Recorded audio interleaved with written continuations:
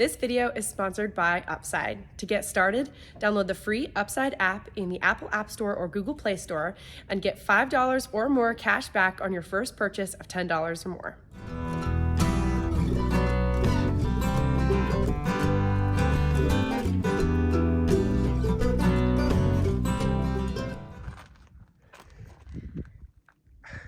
I don't think he knows what to do. I think he's confused. All right, so you watched me disc, but we're gonna be in something a little bit different today. This is a 7-shank disc ripper that I'm gonna be taking out. It's different from the regular disc because it doesn't just have these here. It has these huge shanks. These go way deeper in the ground than the discs do. So the goal, what we're going to be accomplishing today, we're gonna be ripping up the hard pan. So when you drive tractors over, say, like end rows, for example, a lot where like trucks are parked, a lot of heavy equipment is driven over it a lot, the ground becomes compacted. And you can take a disc over it, but it only gets about this much of the dirt. These shanks are going to be ripping way deeper. So we're going to be doing this before the ground freezes. It's actually super gorgeous out today for November. I think it's high in the 50s all week. So we're going to get this job done, then the ground will freeze, and then in the spring we'll go over those really compacted areas again with the disc to break everything up into small chunks and everything will be ready to be planted into. The tractor we have hooked up to this 7-shank disc ripper, which I really just like saying. It sounds really beefy, like it's doing this huge job. I really like that. We don't get to do that very often around here. No one has one of these. We bought this off Big Iron. This job is more commonly done in more wetter areas of the U.S. where they're trying to really turn the soil and get all that moisture dried out. We don't do this very often, so I'm pretty excited about this job. And for a big beefy job like this, what other tractor would we be hooked up to except the one that has the massive LSW tires on? So between Laura and I, we've just called this tractor Big Tires now. It works really well. Like, Dad calls it that, Mom calls it that. It is Big Tires. It's the 8335R John Deere. Inflation has us all thinking about ways we can cut back. Driving less, eating out less, buying less at the grocery store, but less isn't an option for farmers most of the time. And so that is why I use Upside. I use Upside whether I'm eating out, filling up, or going to the grocery store. Using Upside earns me cash back at all 3 of those places. Upside helps offset the inflated prices at grocery stores, restaurants, and gas pumps by offering you cash back, and it's super easy. With all the cash back I'm earning when I'm filling the car up or shopping for groceries or even going out to eat, I'm allowed to splurge on special things like getting my nails done, and it's super easy. To get started, all you have to do is download the free Upside app in the Apple App Store or Google Play Store, and then use my promo code Laura Farms to earn up to $5 or more cash back on your first purchase of $10 or more. After you use the promo code, all you have to do is claim an offer for whatever you're buying in Upside, check in wherever you are, and then pay as usual with a credit or debit card. Then all you have to do is scan your receipt in the app, and boom, you are earning cash back instantly. You can cash out anytime into your bank account, your PayPal account, or other gift cards to use online. In comparison with credit card rewards programs or other loyalty reward programs, Upside users earn 3 times more cash back with Upside. Thanks again to Upside. Now, onto the video. So this is our field right here. There's the outline of it. Grant, explain this field to us. Explain its personality. So here is Interstate 80, and here's a railroad. So when they were building the interstate, there was a concrete plant in this field. My grandpa loved deals on fields, and so there was a literal concrete plant in this field. So it's really hard, and there's a lot of truck traffic, and then when we harvest, we always park the trucks right there, and you can see that the crops are all brown. And so we're gonna go use the disc ripper and hopefully bring some more life.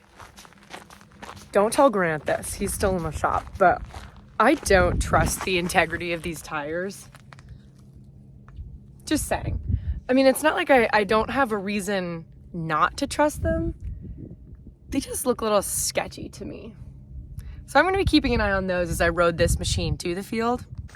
Also, I am a firm believer that these safety chains need to be hooked up, you know?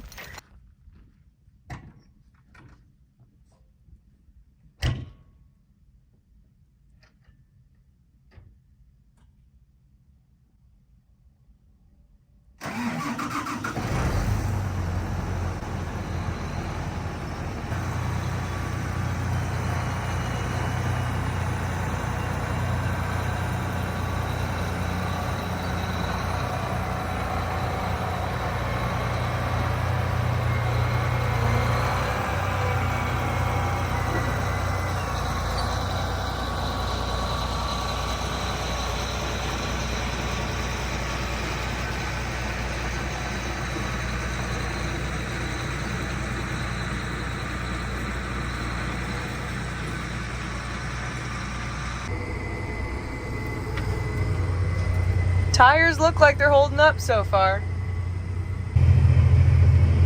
Check this out, the tractor is working. Holy cow. I love having these big tires for the traction they provide. They are gripping. Let's see what kind of job this thing did.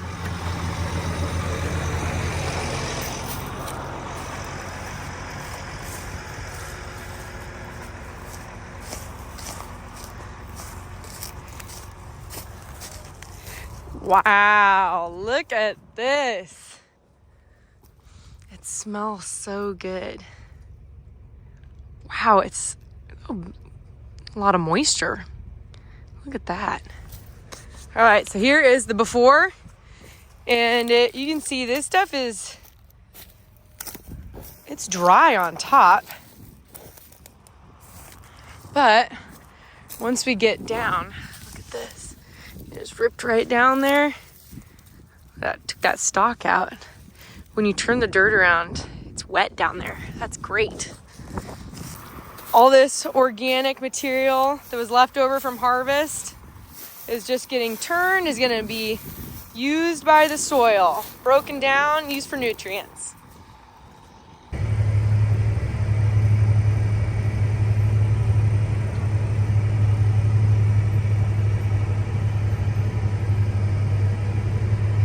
To get right up to that fence line, man, it's really difficult to back up and film at the same time. I just pick up and then back up so that I'm straight and then set it down. You don't really want to turn with your disc in the ground because those things are just straight. There's like no movement to them because we're trying to turn up some really hard dirt. So when I put the ripper in the ground, I want to just head straight in one direction. So I back up until I have everything perfectly straight. Then I set it down, then I start going.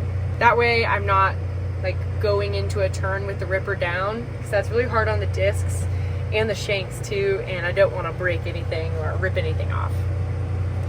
Dirt can be surprisingly hard. Dirt can get to be like concrete. So you think, how can dirt break off chunks of metal? But you'd be surprised.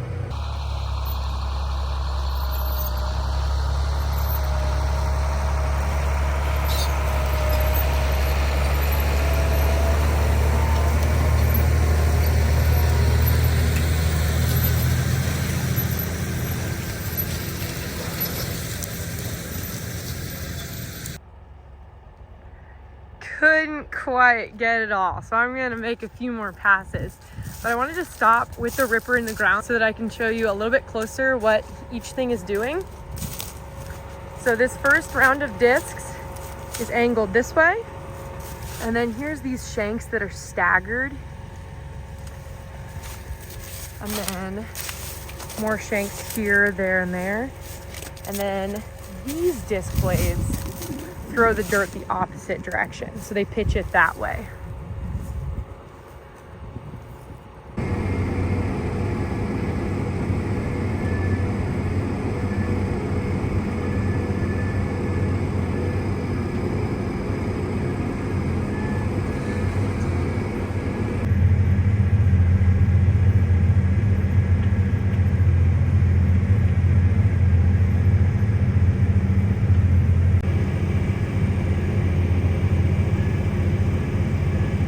The longer I farm, the more I realize I start to pay attention to different things, like the vehicles that are going down the road and the different tractors and implements that my neighbors use, and why I do certain practices on the ground.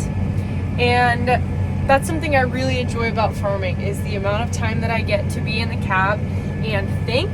I went to a bachelorette party this weekend, and I realized that there was just so much, this is gonna make me sound like a country bumpkin probably. There was so much noise in the city that I went to. I found it difficult to even think. And so now being back in the countryside and in my tractor cab, I feel like I have the silence that I need and the time to think in the mundane tasks. I feel like I can actually think about what I'm doing, and I don't know if that makes sense. And Like I said, it probably makes me sound like a country bumpkin, but I love living in the country and I love what I do. This is arguably going to be the most compacted pass because it's the field entrance right here and right alongside that railroad track. Like Grant said, concrete factory here before, and the ground is just hard here, just hard.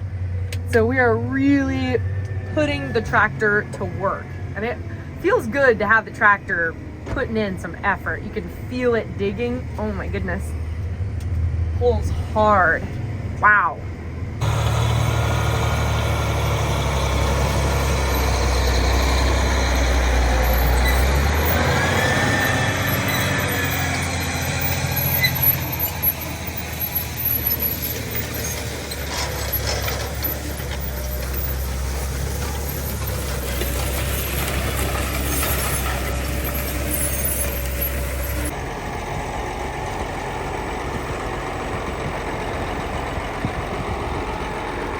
All done with this field, ready to move on to the next one. I got to the next field and I just wanted to say, holy cow, what a gorgeous night.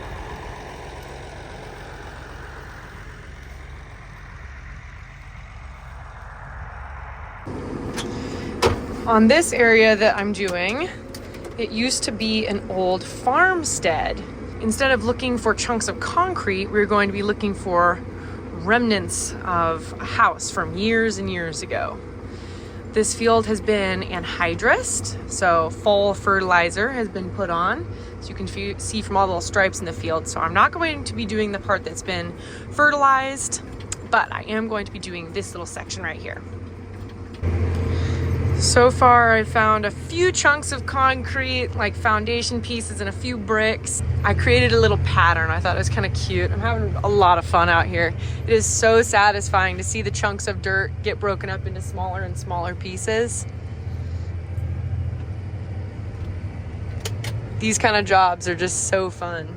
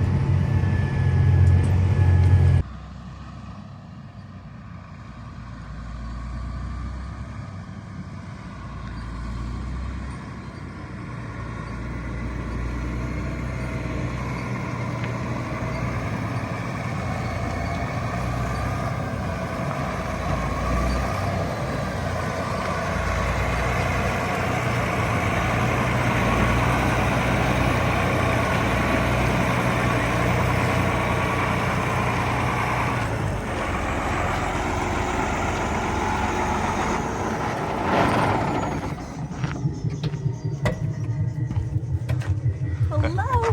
How are you doing? I'm home. I'm doing really well. I'm excited because none of my tires blew.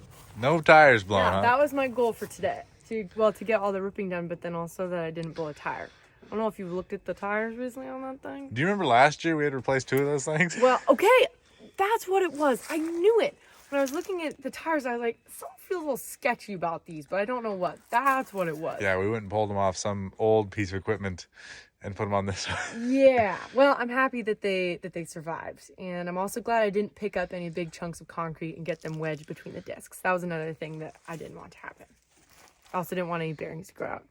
I guess I just wanted to go smoothly, but it did. I'm really happy. So I feel like it was a really good day, and I'm kind of sad that ripping is done for the fall. What about you? Did you have a good day? Yes, I found my water leak. Oh, excellent. Fixed it. Excellent. Well, I haven't fixed it yet. I just found it. Okay. Well, with that, I think we're going to wrap up the video. Thanks for watching today. Subscribe if you want to see more, and we'll see you next time. Bye.